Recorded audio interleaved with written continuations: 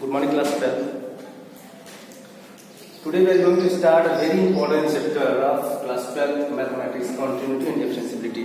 देखो मैथमेटिक्स का एक कोर्स होता है कैलकुलस, तो कैलकुलस का जो स्टार्टर होता है ये continuity and differentiability होता है।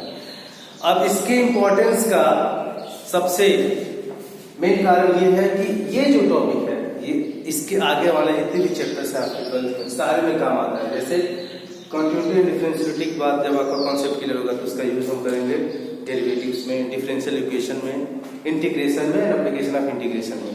तो सोचो ये कितना इंपॉर्टेंट चैप्टर है, 44 मार्क्स, कितने 44 छपा हुआ है। ये सारे आगे जितने भी मैंने चैप्टर्स के नाम लिए हैं उनको लेके, ठीक है।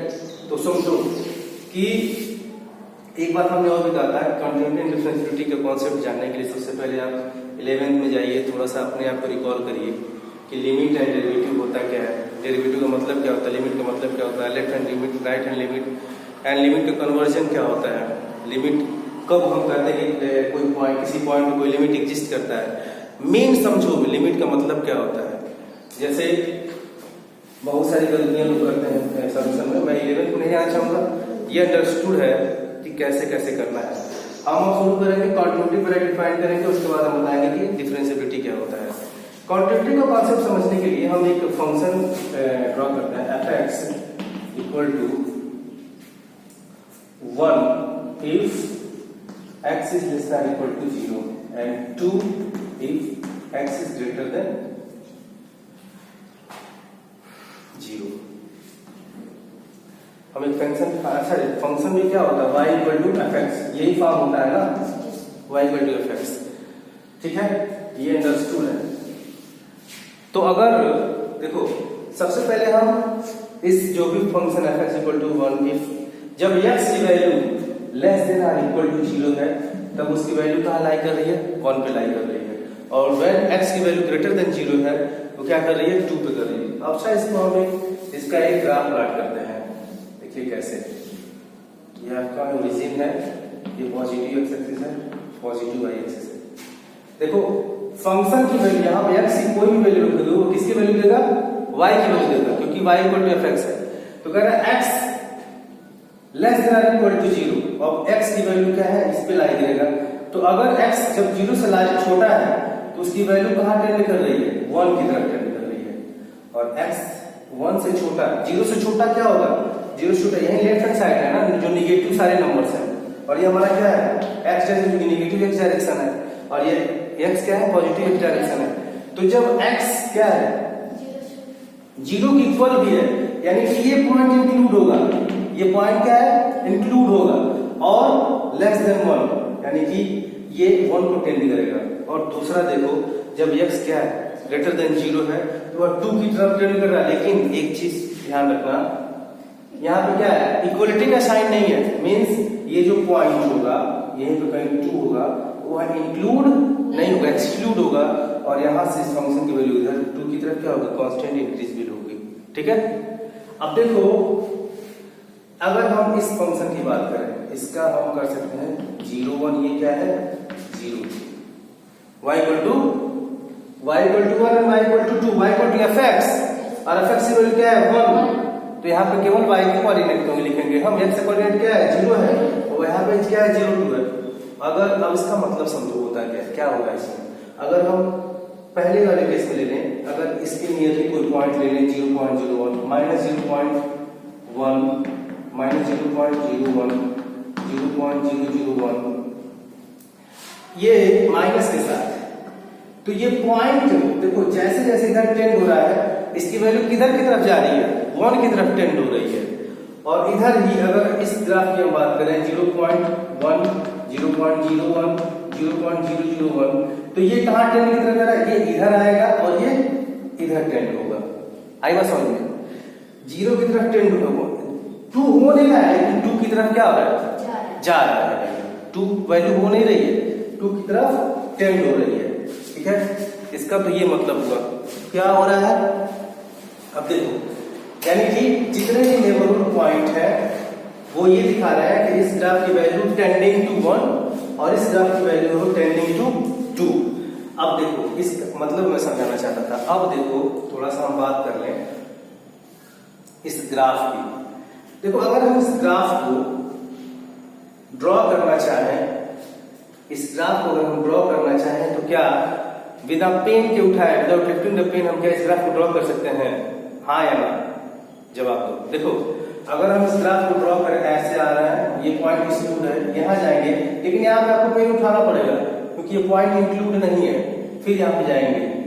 तो सबसे बड़ी पहचान, ये फंक्शन क्या है? कॉन्टिन्यूअस नहीं है। इसकी एक पहचान ये हो गई कि आप डिसकंटिन्यूअस फंक्शन का, यानी कि जो फंक्शन कॉन्टिन्यूअस नहीं है उसका आप ग्राफ विदाउट लिफ्टिंग पेन बना ही नहीं सकते, आपको पेन जरूर उठाना पड़ेगा। तो यहां से एक डेफिनेशन और निकलता है, एक पहचान और निकलती है कि अगर कोई ग्राफ बिना पेन उठाए बन गया तो वो फंक्शन क्या होता है? कॉन्टिन्यूअस फंक्शन होता है। आई बात समझ में? तो ये हो गया। अभी हमने बताया कि कॉन्टिन्यूअस है कि डिसकंटिन्यूअस है। तो ये जो फंक्शन है वो क्या है? डिसकंटिन्यूअस फंक्शन है। दूसरी बात देख, कोई फंक्शन दिया गया है, ठीक है, और किसी एक ही पॉइंट पर फंक्शन की वैल्यू अगर चेंज होती है तो उसमें भी डिसकंटिन्यूटी के चांसेस बढ़ जाते हैं। In fact most of the cases में वो फंक्शन डिसकंटिन्यूअस ही होता है। हम इसको और अच्छे से समझेंगे जब हम लोग प्रॉब्लम सॉल्व करेंगे इस कॉन्सेप्ट से रिलेटेड, ठीक है। तो अभी हमने बताया कि कॉन्टिन्यूटी का मतलब होता क्या है, अगर इन सेंस ऑफ ग्राफ, कि अगर हम डिसकंटिन्यूअस फंक्शन का ग्राफ प्लॉट करें तो हमको पेन उठाना पड़ सकता है। कॉन्टिन्यूअस फंक्शन का ग्राफ ड्रॉ करें तो उसमें पेन को लिफ्ट नहीं करना पड़ता है, हम इजीली क्या कर सकते हैं? ड्रॉ कर सकते हैं, ठीक है। तो यहां से एक डेफिनेशन नोट करा है, note that when we try to draw the graph we can not draw in one stroke. अगर इस ग्राफ को हम ड्रॉ करना चाहते थे तो हम एक स्ट्रोक में इसको ड्रॉ नहीं कर पाएंगे, क्योंकि यहाँ पर टू क्या था? एक्सक्लूड था। एक्सक्लूड मतलब इंक्लूड से अपोजिट, वो उल्टा था, ठीक है। We can not draw the graph of this function, this is one of the instant of the function being non continuous at x equal to 0। और ये भी बताना है कि किस फंक्शन पे कंटिन्यूअस नहीं है, वो है x इक्वल टू 0 पे कंटिन्यूअस नहीं है। आई बात समझ में? ठीक है। अब देखो एक डेफिनेशन बताते हैं, डेफिनेशन लिखिए आप लोग कंटिन्यूअस फंक्शन की।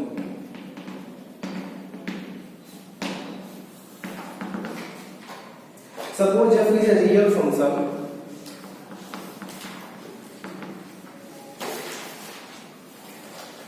f is a real function on a subset of the real number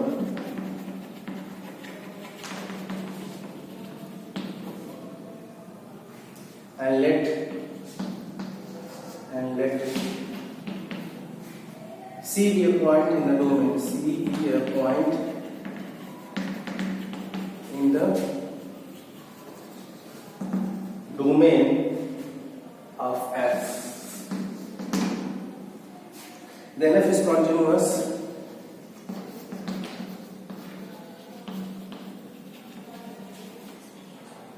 at C if limit x tends to C fx equal to f। इसका मतलब समझो होता क्या है। कह रहे कि suppose f is a real function. Real function क्या होता है? रियल फंक्शन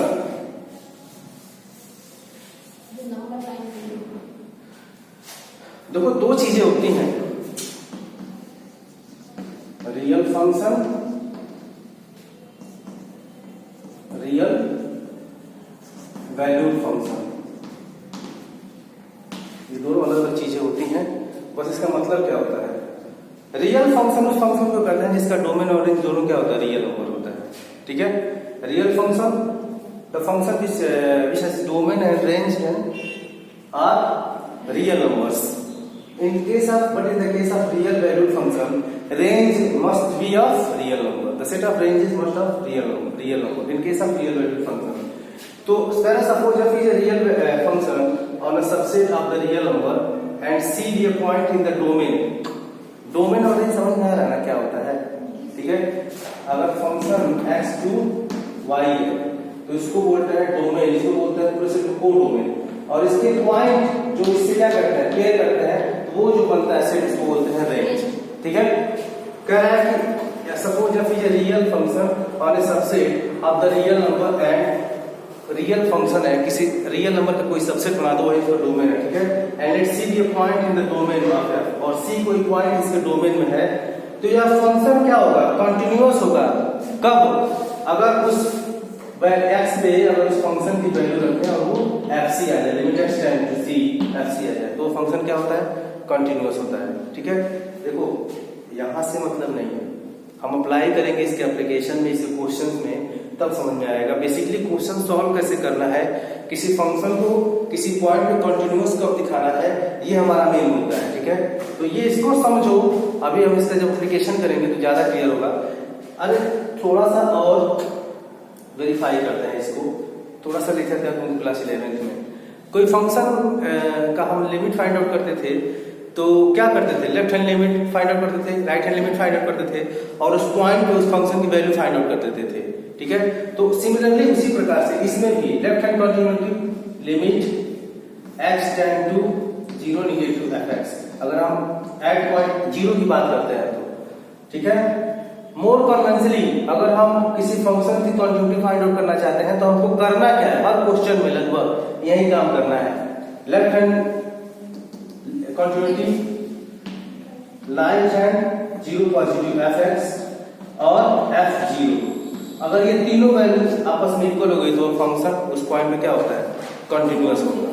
आई बात समझ में, यही हमको यहाँ पे क्या करना था, बताना था। If the left hand and right hand limit of the value of function at x equal to c exist and both are equal, then the function is continuous at point particular point, ठीक है।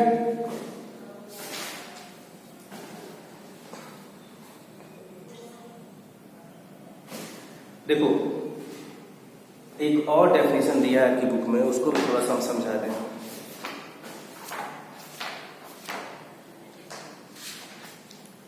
घबराना नहीं है, घबराना नहीं है, बस धीरे धीरे पढ़ो, क्या है इसका मतलब सब समझ में आ जाएगा जब क्वेश्चन करेंगे। एक डेफिनेशन 2 करके दिया है, a real function f is said to be continuous if it is continuous at every point in the domain of f, ठीक है।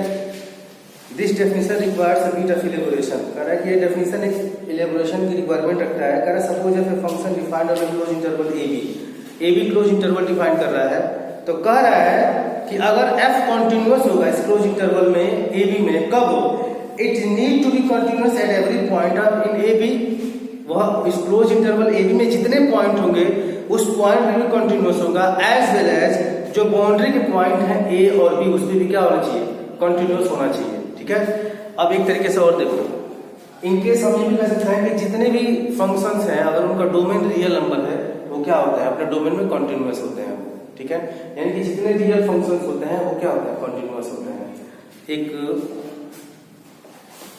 सुनो, एक क्वेश्चन करके हम लोग देखते हैं, एक्सरसाइज का क्वेश्चन नंबर 6 ले लीजिए,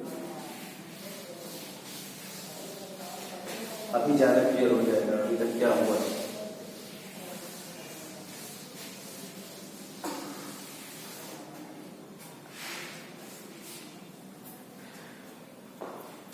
देखो कई चीजें हैं, तो आप खुद अगर आप लोगों को कॉन्सेप्ट मालूम रहता है कितने कितने तरह के फंक्शन होते हैं, लीनियर फंक्शन होता है, पॉलिनोमियल फंक्शन होता है, सिग्नम फंक्शन होते हैं, ठीक है, तो वो उनका ग्राफ कैसा होता है, आई बस समझ में। अभी साइन फंक्शन भी पढ़े हम लोग, ट्रिग्नोमेट्रिकल फंक्शन भी पढ़े हैं, और रिलेशन फंक्शन में भी डिफरेंट डिफरेंट टाइप के फंक्शन पढ़े हैं आप लोग, उसके ग्राफ के बारे में डिस्कस करेंगे। देखो जितनी भी पुरानी चीजें हैं सारी चीजें यूज होनी है, उनका यूज होना है, अगर उनको दिमाग में आप लोग रखेंगे तो यहाँ चीजें ज्यादा आसान हो जाएंगी। और कुछ क्वेश्चन आप लोग क्वेश्चन देख के बता सकते हो कि ये जो गिवन कंडीशन है, जो क्वेश्चन है वो कंटिन्यूअस है कि नहीं है। अभी देखो आगे हो जाएगा। देखो क्वेश्चन नंबर, एक फंक्शन डिफाइन किया है f x,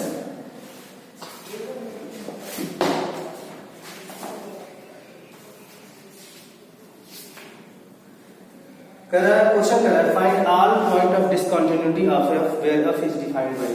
all point of discontinuity मतलब फंक्शन किस किस पॉइंट पर डिसकंटिन्यूअस है ये आपको फाइंड आउट करना है, ठीक है।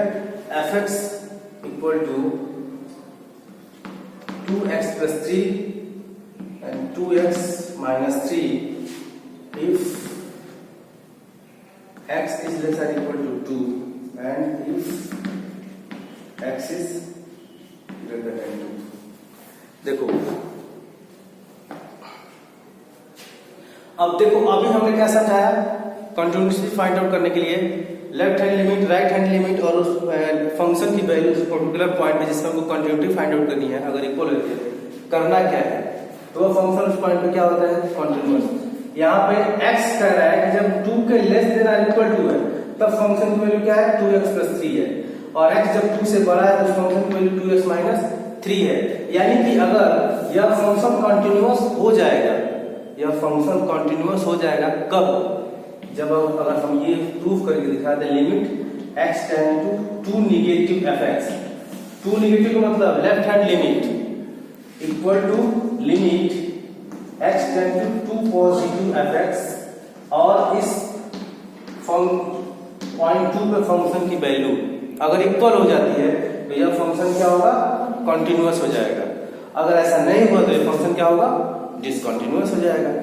अभी चलो, अभी तुमको याद आ जाएगा। चलो देखो, सबसे पहले हम निकालते हैं limit x tend to, left hand limit निकालते हैं, limit x tend to 2 negative fx। देखो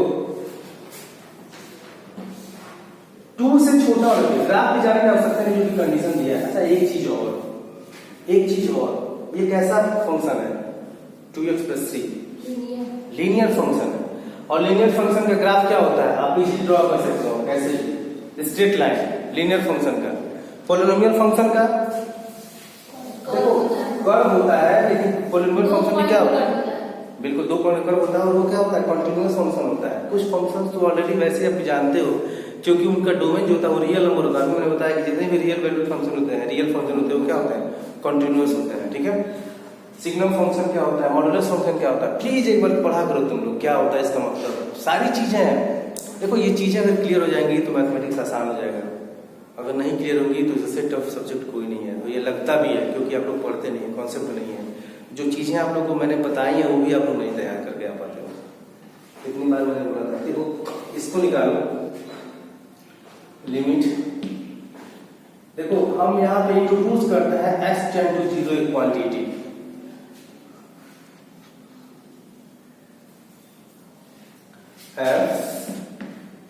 किस पॉइंट पे क्वांटिटी फाइंड आउट करना है हमको, 2 पे, तो लेफ्ट हैंड लिमिट में 2 - h होता है, माइनस कर देते हैं, यहाँ पे नेगेटिव होता है तो 2 - h करते हैं। ठीक है, अब हम देखेंगे कि जब फंक्शन 2 के लेफ्ट साइड में 2 से छोटा है तो उस पे फंक्शन की वैल्यू क्या दी गई है, 2x + 3।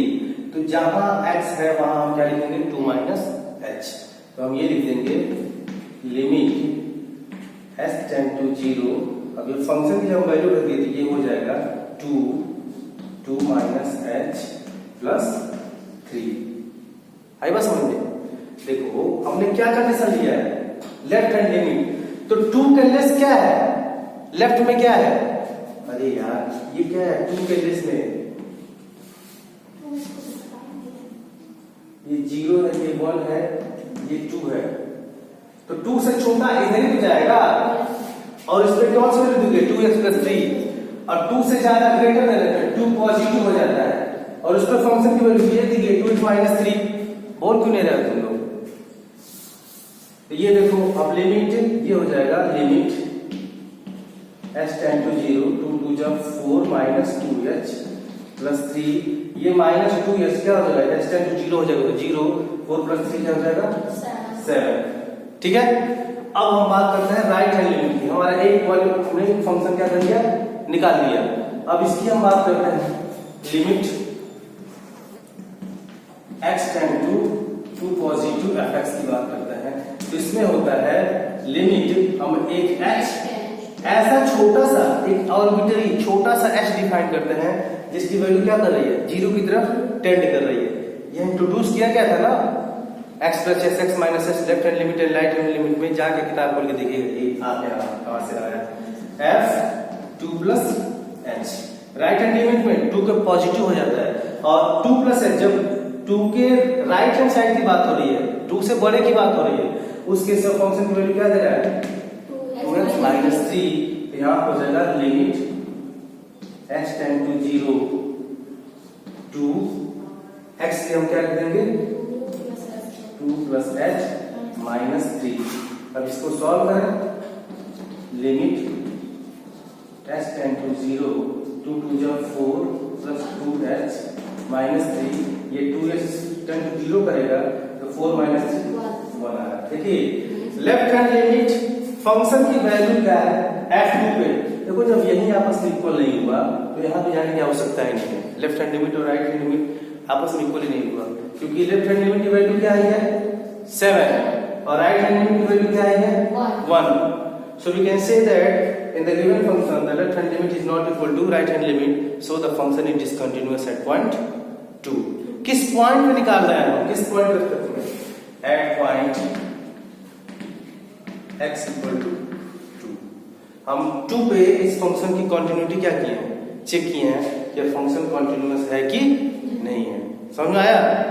तो करना क्या है हर क्वेश्चन में, left hand limit right hand limit और उस फंक्शन की वैल्यू शो कर देंगे हम। किसी केस में इक्वल हो जाएगा तो वो फंक्शन क्या होगा, कंटिन्यूअस फंक्शन होगा। ठीक है, देखो अब आता है हमारा जो अगला टॉपिक है वो है algebra of continuous function.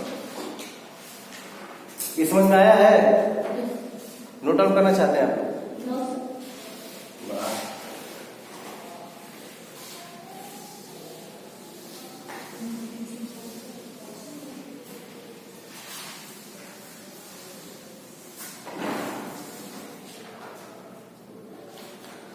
Algebra of continuous function.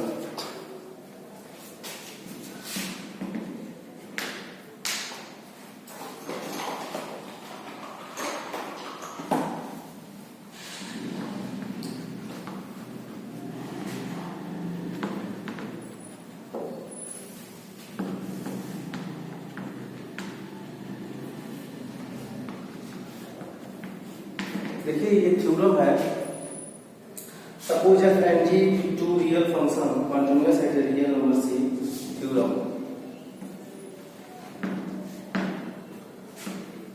Suppose f and g be two real function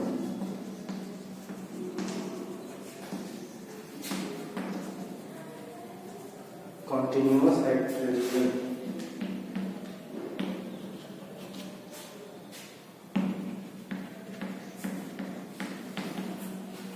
real number c, then पहला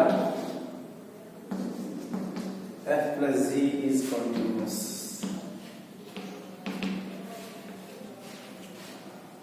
that x equal to c, f minus g is continuous at c, f into g is continuous at ये। चौथा है f by z is continuous at c। देखो इसका मतलब समझो क्या कह रहा है, कह रहे दो फंक्शन है f और g, जो रियल फंक्शन है वो कंटिन्यूअस है, यानी कि f और g एक बात तो पता चलेगी कि पहले से क्या है कंटिन्यूअस है। तो दो फंक्शंस का अलजेब्रा फाइंड आउट करना है। अलजेब्रा से रिलेटेड ये चार थ्योरम है कि suppose f and g be two real function continuous at a real number c, then दोनों फंक्शन का जो समेशन होगा वो भी क्या होगा, कंटिन्यूअस होगा। देखो इसको समझने के लिए कि हम दो फंक्शन ले लेते हैं जो कि हम जानते हैं क्या होगा, कंटिन्यूअस होता है। f(x) मान लो ले लो तुम लोग sin x और g(x) मान लो ले लो क्या होगा cos x। अब बोलोगे सर ये कंटिन्यूअस अब कैसे कह रहे हैं, कैसे कह रहे हैं कंटिन्यूअस, कैसे कह रहे हैं कंटिन्यूअस हैं? नहीं, हमने कंटिन्यूअस sin x और cos x नहीं बताया है, लेकिन अभी जो हमने शुरुआती में बताया था on the basis of graph, after seeing the graph we can say that particular function is continuous और नॉट। तो आप अगर sin x का ग्राफ प्लॉट करते हो ऐसे, तो यहां से ऐसे बिना पे इनफाइनाइट ड्रा कर सकते हो तुम लोग। ऐसे होता है, यही कर्व होता है sin x का, और cos x का क्या होता है, यहां से शुरुआत होता है, यहां से पे उठाना पड़ रहा है। तो ये दोनों फंक्शन कंटिन्यूअस है ग्राफ के डेफिनेशन के बेसिस पे। तो जब दो function f(x) sin x continuous है, g(x) cos x क्या है, g(x) cos x कंटिन्यूअस है, तो इन दोनों का जो समेशन होगा sin x plus cos x ये भी क्या होगा, कंटिन्यूअस होगा। इसी तरह से इनका जो सब्ट्रैक्शन होगा वो भी क्या होगा, कंटिन्यूअस होगा। लेकिन अगर हम बात करें, ये तो हमने दिखा दिया f माइनस, ये देखो f इंटू जी है, f इंटू जी, देखो f इंटू जी क्या होगा, sin x into cos x। दो कंटिन्यूअस फंक्शन का मल्टीप्लिकेशन भी क्या होगा, कंटिन्यूअस होगा। इवेंचुअली हमने 3 प्रूव कर दिया कि हाँ ये हो सकता है, बट जो चौथा केस है sin अपॉन cos अगर रखें वो आता है 10x। अगर हम 10x की बात करें sin x by cos x, तो यह फंक्शन कंटिन्यूअस होगा कब, जिस फंक्शन पे cos x की वैल्यू क्या होगी, 0 हो जाएगी, उस पर कंटिन्यूअस नहीं होगा, क्योंकि वह 1/0 का फॉर्म हो जाएगा, वो अनडिफाइंड हो जाएगा। यानी कि यह फंक्शन 10x फंक्शन कंटिन्यूअस होगा except odd multiple of pi by 2, क्योंकि cos x होता है वो odd multiple of pi by 2 की उसकी वैल्यू क्या होती है, 0 देता है। तो यह फंक्शन भी क्या होगा, कंटिन्यूअस होगा कब, जब अगर इसके डिनोमिनेटर में जो भी टर्म है वो फंक्शन इस वैल्यू पे क्या होता है, 0 होता है। अरे अभी तक हमने जितने भी पहले सॉल्व करते थे कुछ क्वेश्चंस, उसमें कंडीशन दिया रहता है कि अगर डिनोमिनेटर में कोई ऐसा केस आ गया 1 माइनस एक्स आ गया, x प्लस 1, फिर x is not equal to 1, ये मेंशन किया रहता है। तो ये कंडीशन कब के लिए सत्य है, इसमें शो कर रहा है ये फंक्शन कब के लिए सत्य है, जब x की वैल्यू 1 नहीं है। ठीक है, देखो ये हो गया। अब एक टर्म आता है continuity of composite function. Before starting this topic I would like to say please go to home and read about the composite function and property of composite function. ठीक है, कंपोजिट फंक्शन होता क्या है, एक drawback और है कि इस साल कंपोजिट फंक्शन को निकाल दिया गया है सिलेबस से, और मैंने छोड़ भी दिया है कंपोजिट फंक्शन को, और कंपोजिट फंक्शन इसमें क्या हो गया, यूज हो गया है। तो जो सिलेबस काटा गया उससे कोई मतलब नहीं है, फिलहाल कल कंपोजिट फंक्शन पढ़ाना पड़ेगा, उसके बाद हम इसकी कंटिन्यूटी के बारे में डिस्कस करेंगे। So please pause the video to note it down, complete.